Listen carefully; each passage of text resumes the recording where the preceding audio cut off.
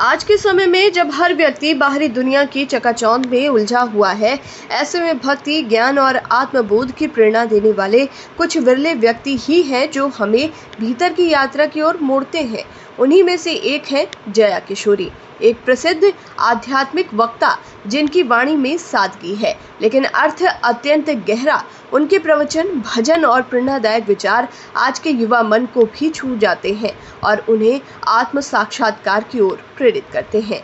हाल ही में एक साक्षात्कार में उन्होंने माया जैसे गूढ़ विषय को अत्यंत सरल भाषा में समझाया। उन्होंने बताया कि माया वो है जो दिखती है लेकिन वास्तव में होती नहीं, अर्थात भ्रम। इस संसार की हर वो वस्तु, हर भाव जो स्थायी नहीं है, वो माया है। माया का अर्थ है भ्रम और भ्रम का अर्थ है जो सत्य नहीं है। उन्होंने कहा कि जीवन का एकमात्र सत्य ईश्वर है, सत्य ही शिव है और शिव ही सुंदर है।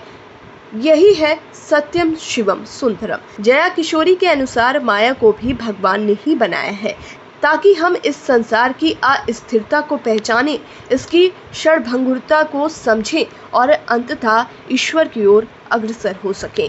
माया हमें बार बार मोहित करती है।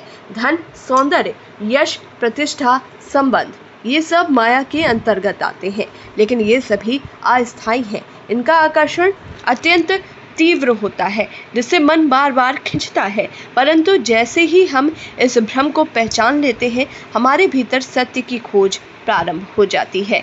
जया किशोरी मानती हैं कि माया को त्यागना नहीं है, बल्कि माया में रहते हुए उससे ऊपर उठना है। जो व्यक्ति माया के बंधनों को पार कर जाता है, वही ईश्वर को प्राप्त करता है।